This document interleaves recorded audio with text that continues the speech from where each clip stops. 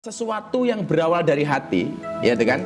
Beda dengan sesuatu yang berawal dari mata. Kemarin mah ada di Sanjung, kemarin mah dibeli, sekarang dibeli, tidak apa-apa. Nggak apa-apa ya, Mak? Awalnya juga mah ada, tidak punya apa-apa. Ketika doamu terkabulkan, ketika prestasimu nambah, itu berarti ada satu doa ibumu yang dikabulkan oleh Tuhan. Wah. Nah, sekarang hubungannya dengan kembali ke dunia hiburan ini apa? Kau tahu-tahu Devina? Kalau bahas sekarang sih karena kita udahan ya. Oh, udahan? Iya. Alhamdulillah. Menyelamat kamu adalah melepaskanmu. Sayang sebagai kakak sih. Makroni ala Gus Miftah.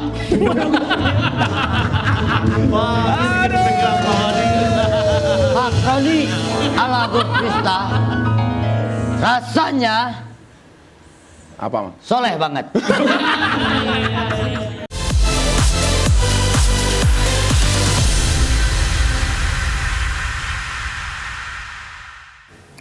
Pemirsa, fenomena ikan melompat-lompat terjadi di Pelabuhan Lewo Leba, Maumere, Nusa Tenggara Timur. Fenomena ini pertama kali terjadi di Pelabuhan Lewo Leba dalam 20 tahun terakhir.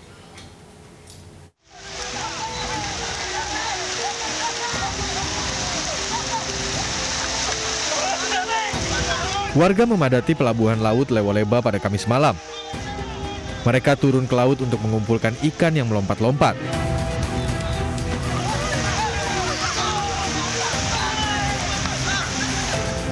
Dengan berbagai wadah yang dibawa dari rumah, warga berupaya mengumpulkan ikan sebanyak mungkin. Karena harga ikan sedang tinggi, warga merasa senang dengan adanya fenomena ini karena bisa mendapat ikan segar secara gratis. Jam 9 tadi. Jam 9 tadi ya? Senang tidak? Senang. Ini kira-kira mau diapakan nih ikan? Dimakan toh. Maksudnya bakar, dimasak, goreng? Bakar kan digoreng kan sampai inti sudah masak makan. Tidak dijual? Lagi susah nih ikan. Diduga fenomena ini terjadi karena imbas dari erupsi Gunung Ile Lewotolok. Aktivitas erupsi kemungkinan menyebabkan lapisan air menjadi panas dan kurang oksigen. Akibatnya ikan-ikan bermigrasi ke permukaan laut mencari lapisan air yang lebih dingin. Dari Lembata, Nusa Tenggara Timur, Joni Nura, iNews melaporkan.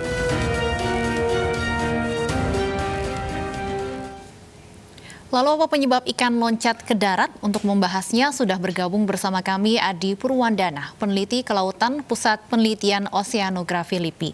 Selamat sore Pak Adi. Selamat sore. Baik, Pak Adi, apa sebenarnya sih penyebab dari fenomena ikan melompat yang terjadi di Nusa Tenggara Timur ini?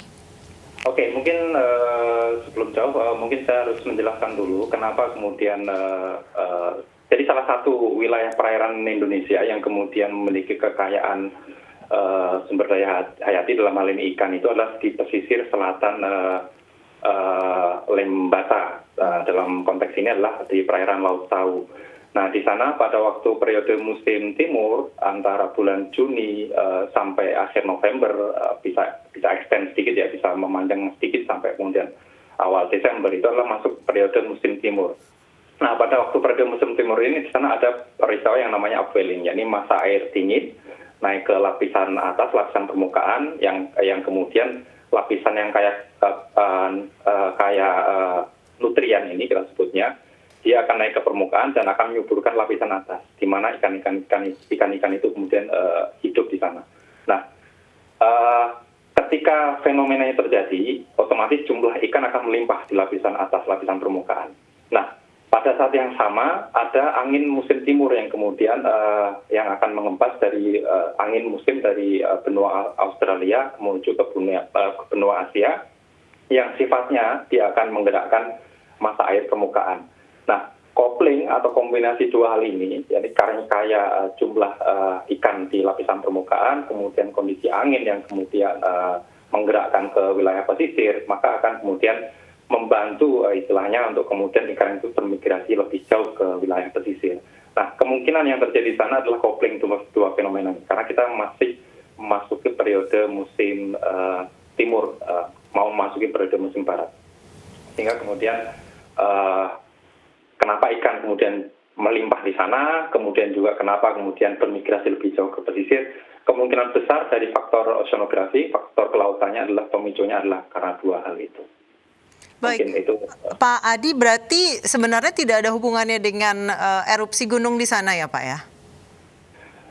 Terlalu jauh kalau kemudian kita lihat skala luasnya Laut Sau, perairan Laut Sau, kemudian juga ada fenomena upwelling atau naiknya air dingin ke lapisan atas, maka kemungkinan untuk dikaitkan ke fenomena erupsi itu mungkin harus ada pengukuran langsung di sana. Jadi untuk memastikan itu. Tapi sejauh ini analisis yang kemungkinan bisa saya berikan adalah dua hal itu yang lebih menguatkan. Baik, kemudian juga apakah fenomena ini sering terjadi? Karena berdasarkan informasi yang kami cari dari lapangan, fenomena seperti ini terjadi terakhir itu 20 tahun lalu, sekitar tahun 2000. Kalau saya mau menganalisnya seperti ini. Kalau kemudian ada yang kemudian berasumsi bahwasanya penyebabnya adalah fenomena erupsi, adakah kemudian fenomena erupsi pada waktu itu untuk kemudian dikomparasikan seperti itu?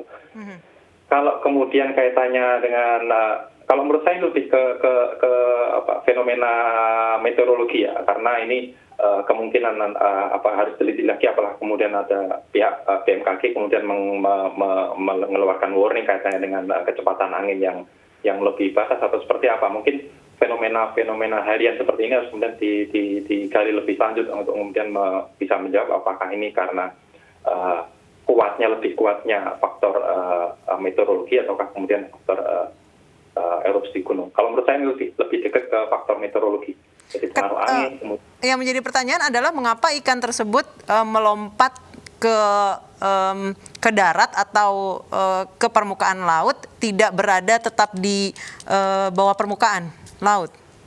Ya, karena ketika kemudian angin itu menggerakkan air, masa air permukaan, kemudian dia menekan pergerakan ikan ke pesisir, maka ketika kemudian ketemu perairannya lebih dangkal, yang biasanya di ikan laut lepas, misalkan ikan flying fish itu kan habitatnya kebanyakan di perairan laut lepas ya. Kemungkinan dia akan kehilangan orientasi, maka yang terjadi adalah kemudian dia akan terdampar di wilayah pesisir. Baik, sebenarnya ikan yang melompat ini sebenarnya adalah ikan yang berada di laut lepas ya? Ya, kalau kemudian saya kurang tahu detailnya karena belum ada kemudian tim yang kemudian ke sana untuk kemudian verifikasi jenis-jenis ikannya, karena kalau kemudian kaitannya dengan yang saya kaitkan dengan fenomena upwelling tadi, maka kemungkinan ikan-ikan pelagis yang ada di perairan laut lepas, bukan kemudian ikan-ikan yang ada di wilayah pesisir. Ya, Pak Adi, artinya sebenarnya tidak ada jangka waktu khusus ya, atau jangka waktu tertentu fenomena ini terjadi, karena sebenarnya yang menentukan dua faktor yang tadi Anda jelaskan. Ya, lebih melimpahnya memang pada musim timur. Periode musim timur dia akan melimpah. Kemudian kuat tidaknya, kemudian dia mendorong kerumunan atau fish schooling itu ke pesisir itu karena pengaruh angin pada akhirnya nantinya. Nah, fenomena anginnya kemudian fenomena yang kemudian lokal, kemudian sifatnya lokal, kemudian juga bisa juga lebih menguat intensitasnya ketika kemudian ada fenomena badai atau apa yang ada di Samudra Hindia, karena ini kan wilayah yang kemudian berdekatan dengan Samudra Hindia.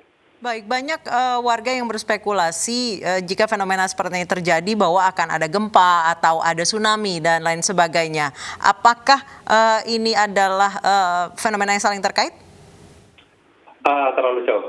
Sejauh ini yang saya ketahui ketika mengkaitkan dengan fenomena ikan itu yang kaitannya dengan sifat geomagnetik atau sifat magnetik bumi yang kemudian indikasi gempa itu adalah ilfit ikan yang ada di Jepang itu yang kemudian diteliti untuk dikaitkan dengan itu. Tapi untuk selain itu belum ada kajian atau apa yang kemudian mengkaitkan itu, terlalu jauh untuk kemudian dikaitkan ke sana.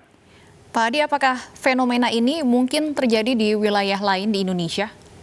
Mungkin, terutama di daerah yang kemudian mungkin di selatan Jawa yang kemudian di sana ada upwelling atau naiknya masa air dari lapisan bawah ke lapisan atas, itu pada musim timur di selatan Jawa, pesisir barat Sumatera, itu ada kemungkinan. Cuma kemudian apakah ada cukup arus yang kemudian mendorong dia sampai ke pesisir itu lain cerita. Nanti tergantung aspek meteorologi lokal yang bicara.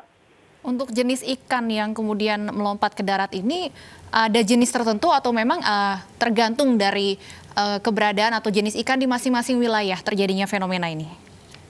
Karena sifatnya lokalan, maka kemungkinan ada preferensi untuk ikan yang kemudian berhabitat di pergerakan yang ada di situ misalkan.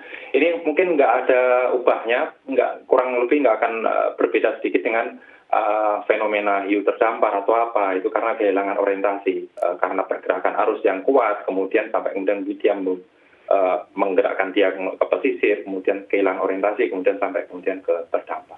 Baik, Mas Adi tadi ada menyebutkan bahwa saat ini adalah bagian dari ikan yang bermigrasi. Berarti jika ini disebabkan karena ikan yang bermigrasi, ada kemungkinan terjadi setiap tahun atau dalam periode tertentu dong ya? Saya koreksi, pergerakan mungkin ya lebih tepatnya, bukan migrasi dalam artian perpindahan tempat. Intensnya karena pergerakan arus seperti itu. Kalau kemudian ada ikan yang ke pesisir, itu biasanya karena pergerakan arus yang kemudian menggerakkan dia, membantu pergerakan dia seperti itu. Baik. Terima kasih Adi Purwandana, peneliti LIPI, telah berbagi informasi bersama kami di iNews Sore. Pemirsa, di tengah pandemi COVID-19 dan banyak warga ibu kota yang terdampak secara ekonomi, DPRD DKI Jakarta justru minta naik gaji. Jika kenaikan dikabulkan, anggota DPRD DKI bisa mendapat sekitar 700 juta rupiah per bulan. Di tengah pandemi COVID-19 yang belum usai, DPRD DKI Jakarta mengusulkan kenaikan gaji dan tunjangan untuk tahun depan. Dalam rencana kerja tahunan 2021, 106 anggota Dewan mendapat anggaran 888,68 miliar rupiah dalam setahun. Sehingga masing-masing anggota mendapatkan 8,38 miliar rupiah yang terdiri dari pendapatan langsung, pendapatan tak langsung, serta dana kegiatan sosialisasi dan reses. Dengan kenaikan itu, maka setiap anggota DPRD DKI Jakarta akan mendapat sekitar 700 juta rupiah per bulannya.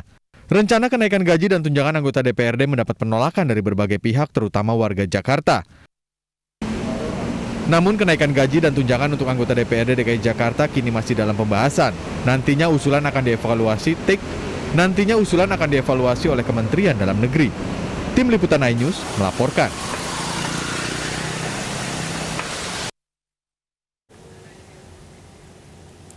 Pantaskah kenaikan gaji anggota DPRD DKI di tengah pandemi? Apakah gaji yang sekarang tidak cukup untuk menutup operasional mereka? Kami akan bahas bersama Direktur Center for Budget Analysis atau CBA, Ucok Sky Kadafi. Selamat sore, Pak Ucok. Ya, selamat sore juga. Baik, Pak Ucok, kami langsung ingin meminta tanggapan Anda terkait usulan kenaikan gaji anggota DPRD DKI Jakarta yang kita bisa katakan angkanya cukup fantastis. Iya, sangat mewah gitu ya. Jadi seperti setelah mereka dilantik gitu, yang mencari kemewahan gitu ya, bukan mencari kesederhanaan untuk membantu masyarakat gitu. Apalagi di tengah pandemik ini ya. Seharusnya di tengah pandemik ini anggota dewan itu tuh ada rasa kepedulian ya, mencari solusi bagaimana bisa pengangguran ini bisa bekerja kembali, bagaimana yang masih kerja gajinya dipotong 50% gitu. Itu yang harus diutarakan daripada ngotot hanya ingin menaikkan gaji untuk kepentingan sendiri gitu. Baik, Pak Ucok, menurut salah satu pimpinan dari DPRD DKI Jakarta menyebut anggaran 888 miliar di kebijakan umum anggaran prioritas plafon anggaran sementara atau KUA PPAS APBD 2021 ini bukan murni gaji anggota DPRD atau take home pay anggota DPRD DKI Jakarta, tapi merupakan keseluruhan kegiatan anggota dewan di DPRD DKI Jakarta selama 1 tahun. Menurut Anda argumentasi itu apakah benar adanya? Iya, apapun namanya itu, di situ juga macam-macam. Setiap kegiatan kan itu ada ininya, ada penghasilan di situ, kayak gitu ya. Setiap kegiatan gitu ya, setiap kegiatan itu pasti ada penghasilannya. Atau mereka misalnya studi kerja gitu ya, studi banding gitu kan kemana-mana kan itu ada ininya, ada uang untuk masuk ke kantong pribadi kayak gitu. Nah itulah yang ingin kita kurangi semua gitu ya, termasuk reses juga. Reses itu kan harusnya jangan dinaikin dananya tapi dikurangi karena tahun 2001 itu juga pandemik itu masih ada kayak gitu kan, nggak mungkin anggota dewan ngumpulin warga gitu kan. Jadi model realisasinya kan nggak ngumpulin, tapi kan harus dirubah kayak gitu, bukan kayak gitu. Nah itu kan dananya bisa berkurang kayak gitu. Jadi anggaran 88 miliar itu kan nggak wajar banget kayak gitu. Itu terlalu mewah gitu ya. Baik, Pak Ucok, kalau sebenarnya untuk di tahun 2014 sampai 2019 sebenarnya berapa gaji total ditambah tunjangan dan lain-lain anggota DPRD DKI Jakarta per bulannya? Kalau mereka dapat gitu semua ya total ya gitu, itu mereka itu sekitar udah dipotong pajak itu 111-an lah itu gitu ya, juta gitu per bulan gitu ya kayak gitu. Kalau sekarang kan kalau di total itu kan sampai 170-an ya, diperkirakan 176-an gitu. Wah, itu kan kenaikannya itu lebih tinggi banget kayak gitu loh. Kayak mereka kalau nanti kenaikan ini kan apa dasarnya kenaikan ini kayak gitu kan, karena besok itu masih pandemi kita gitu. Proyek-proyek DKI juga besok itu banyak terbengkalai, atau program-program DKI yang akan jalan juga sumber dananya dari mana? Kan semua sumber dana itu kan dari masyarakat, dari pajak rakyat gitu kan. Rakyat ini sekarang aktivitas ekonominya lagi anjlok, pendapatan lagi anjlok gitu kan. Sumber keuangan DKI berarti lagi minim gitu. Itu artinya apa? Itu artinya program proyek yang ada di APBD itu biarpun sudah disepakati belum tentu bisa jalan karena sumber duitnya enggak. Gitu. Kalau gaji mereka dinaikkan gitu, apa yang mau diawasi oleh mereka? Itu kan pertanyaannya. Harusnya mereka itu pertimbangannya itu, bukan hanya nafsu doang, hanya untuk menaikkan kayak gitu. Baik, kenaikannya berarti yang mereka susun dalam anggaran lebih dari 500 juta ya, Bang Ucok. Kita andaikan saat ini bukan pandemi, kenaikan 500 juta lebih itu apakah wajar atau lumrah atau patut untuk anggota DPRD DKI Jakarta yang cakupannya hanya di Provinsi DKI Jakarta gitu? Saya kira berapapun 1% pun nggak wajar, nggak itu ya gitu ya, nggak pantas lah buat mereka kayak gitu loh. Karena kan baru 1 tahun. Ini kan baru 1 tahun mereka 2009 2010, besok masuk tahun kedua gitu. Tapi apa yang kontribusi buat rakyat itu apa? Buat konstituen mereka apa? Ketika mereka dipilih gitu, tiba-tiba nggak ada kontribusi, nggak ada prestasi buat konstituen, mereka bisa naik gaji sampai segitu besarnya gitu kan? Itu kan irasional buat kita. Itu kan sangat melukai hati masyarakat jadinya. Gitu. Baik, kalau misalnya dilihat dari program kerja atau kebijakan yang dihasilkan oleh DPRD DKI Jakarta, apakah sudah memenuhi target atau memenuhi syarat? Coba lihat aja Perda, berapa Perda yang Perda kan selalu ini, itu aja ukurannya Perda aja berapa kayak gitu kan. Paling Perda ini doang yang diituin Perda APBD yang itu aja Perda. Mungkin kemarin ada Perda Perda buat masyarakat itu dulu. Itu berapa per tahun ya? Itu aja minim. Tapi kalau studi banding mereka itu banyak. Dibanding kemana-mana itu saya ngamati itu ya. Ya Allah, ini DPR ini lagi COVID kayak gini, kok berani banget gitu ya. Kadang-kadang bertanya kayak gitu. Tapi ya sudahlah, nanti tiba-tiba mereka ingin naik lagi nih anggaran gitu. Jadi mau ngapain DPR itu? Mau anggaran begitu naik gitu. Jadi kan bikin repot jadinya APBD kita, bikin membebani rakyat jadinya kalau kayak gitu mainnya kayak gitu. Baik, dari 500 juta lebih kenaikan yang kenaikan gaji atau kenaikan tunjangan yang diminta. Apa sih Mas, Pak Ucok, komponen yang paling besar yang naik? Ya, itu kan banyak program-program juga yang naik kayak gitu ya. Program-programnya juga naik kayak gitu. TKJ-nya juga ada kayak gitu kan. Ini semua program-program ini itu bisa beberapa dipotong kayak gitu ya. Kayak studi banding juga bisa beberapa dipotong. Anggaran reses juga itu juga bisa dikurangin lagi kayak gitu ya. TKD mereka juga gitu, tunjangan kinerja juga bisa dipotong itu beberapa persen kayak gitu kan. Nah, kita kurangin lagi aja gitu. Kalau bisa lah, jangan naiknya itu terlalu tinggi lah, jangan terlalu tinggi amat lah gitu. Kalau bisa tetap aja nggak usah naik-naik, karena sebagai kepedulian terhadap warga Jakarta yang kena imbas PHK kayak gitu. Kayak itu. Baik, kalau tidak naik artinya jumlah 111 juta gaji anggota DPRD DKI di tahun-tahun sebelumnya ini sebenarnya bisa dikatakan sudah mencukupi atau bahkan sangat mencukupi, Pak Ucok. Udah lebih itu, udah bisa bantu konsisten berapa orang itu kalau mereka mau itu kayak gitu. Kalau itu aja tetap itu orang akan mengaspirasi yang namanya anggota dewan sebagai wakil rakyat gitu ya. Kalau memang hanya 100 segitu, kalau tidak ada kenaikan atas PKD atau penghasilan mereka tersebut kayak gitu.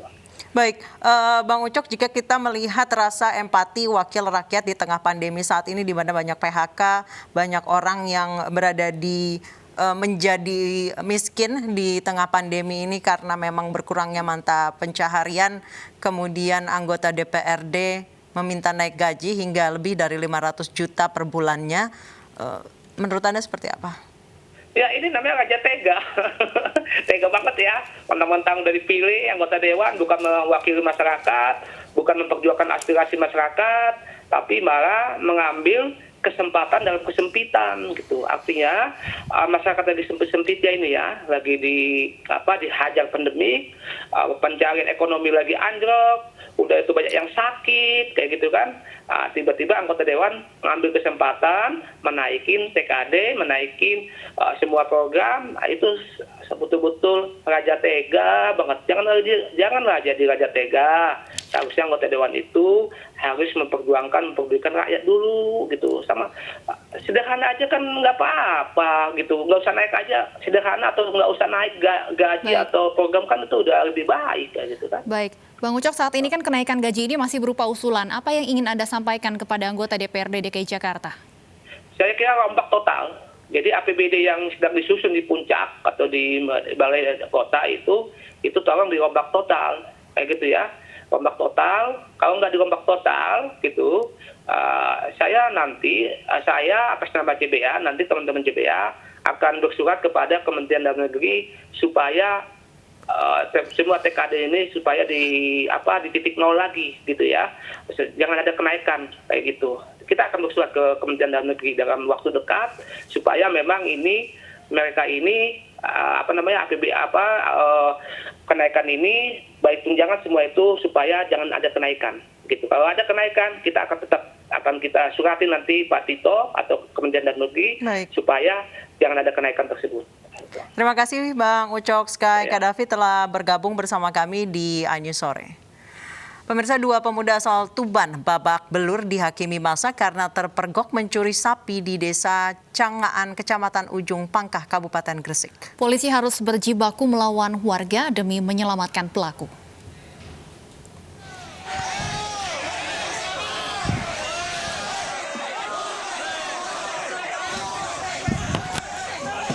Warga tak kuasa menahan emosi saat menangkap pelaku pencurian sapi di Desa Cangaan, Kecamatan Ujung Pangkah, Kabupaten Gresik. Mereka masuk main hakim sendiri dengan mengeroyok pencuri sapi. Mereka merangsek masuk ke balai desa dan beramai-ramai menghakimi tersangka hingga babak belur. Puluhan polisi dari Polsek Ujung Pangkah sempat kewalahan menghalau massa yang terlanjur emosi. Polisi pun harus berjibaku demi menyelamatkan kawanan tersangka dari aksi amuk massa.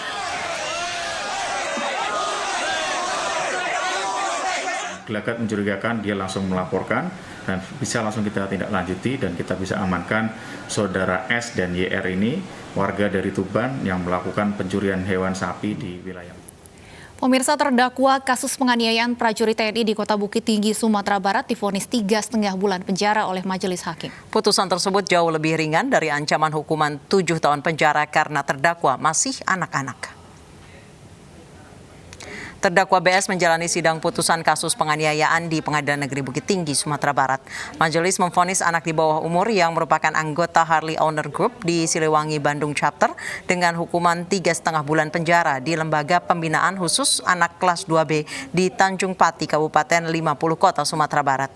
Sementara terhadap vonis hakim ini, terdakwa BS melalui kuasa hukum yang menyatakan masih mempertimbangkan untuk banding.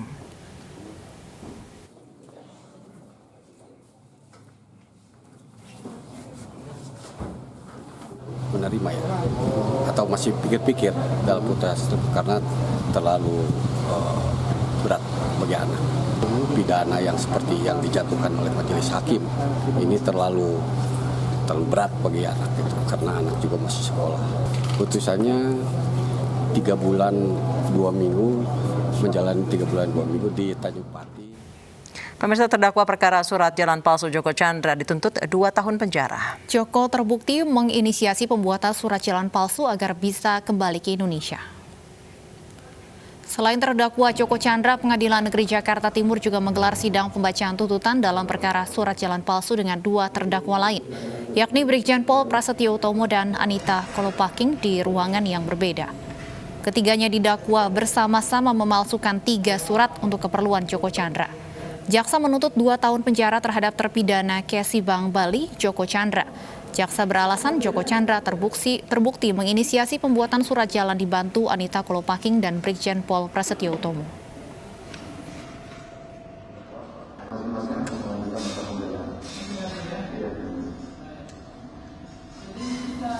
Kasus suap ekspor benih lobster atau benur menyeret nama keponakan Prabowo Subianto, Rahayu Saraswati Jojo Hadikusumo. Sarah yang menggandeng pengacara kondang Hotman Paris Hutapea membantah keterlibatannya dalam ekspor benur.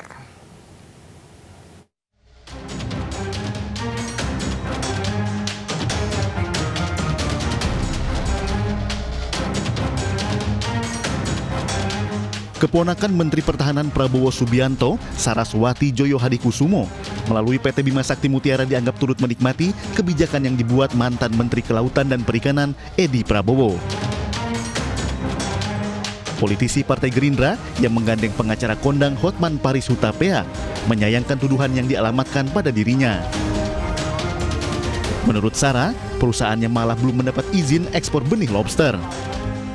Kami bukan pelaku ekspor karena sampai saat ini juga belum. Izinnya pun juga belum kami dapatkan karena masih ada persyaratan yang harus dipenuhi yang sampai saat ini kami belum mendapatkan surat-surat tersebut. Sementara itu, pengacaranya mengatakan Sarah yang merupakan keponakan Prabowo harusnya bisa dengan mudah mengantongi izin. Namun demikian, Sarah memilih mengajukan proses perizinan sesuai prosedur yang ditetapkan. Ada 4 sertifikat lagi yang dia belum dapat. Ya, yaitu 1, surat keterangan telah melakukan pembudidayaan lobster bagi eksportir, belum dapat. Yang kedua, sertifikat instalasi karantina ikan belum juga dikasih. Yang ketiga, sertifikat cara karantina ikan yang baik juga belum dikasih. Keempat, surat penetapan waktu pengeluaran ya. Jadi 4 kelengkapan surat izin ekspor dia belum dapat. Artinya belum mempunyai izin ekspor yang lengkap. Artinya tidak pernah melakukan ekspor. Artinya lagi tidak pernah nyogok untuk mendapatkan surat itu. Sejak kebijakan ekspor benih lobster diizinkan mantan Menteri KKP Edi Prabowo, nama Rahayu Saraswati yang saat ini tengah bertarung dalam Pilkada Tangerang Selatan dari Partai Gerindra dan ayahnya Hasim Joyo Hadikusumo terus dikaitkan. Dari Jakarta, tim liputan iNews melaporkan. Menjelang hari pencoblosan Pilkada serentak 9 Desember mendatang, Partai Perindo Provinsi Lampung menggelar musyawarah kerja wilayah ketiga. Muskerwil ini bertujuan untuk merapatkan barisan dan membangun kekuatan partai untuk memenangkan Pilkada. Menjemput kemenangan Pilkada 2020 untuk membangun kekuatan Partai Perindo menuju pemilu 2024 menjadi tema besar dalam musyawarah kerja wilayah ketiga Partai Perindo Provinsi Lampung.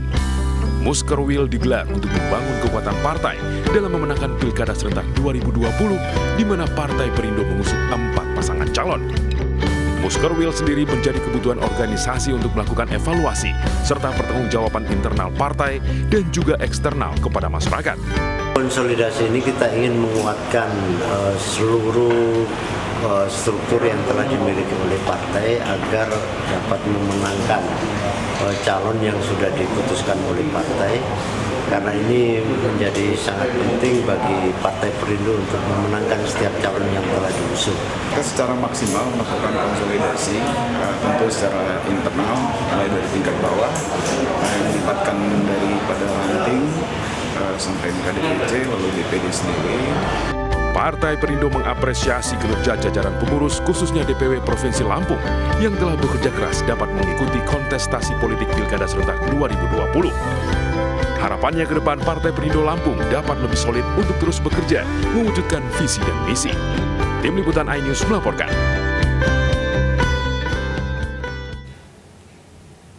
Antrian ratusan warga di Kecamatan Ciampea, Kabupaten Bogor untuk dapatkan bantuan sosial dari pemerintah langgar protokol kesehatan. Informasi selengkapnya akan kami hadirkan usai jeda.